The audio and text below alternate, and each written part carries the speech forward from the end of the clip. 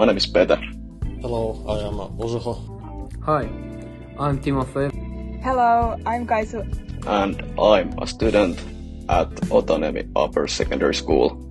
And I got into this first global team because I want to learn to do multitasking. I've been interested in robots and building for as long as I can remember. I've always been interested about robotics. Collaborate other teams.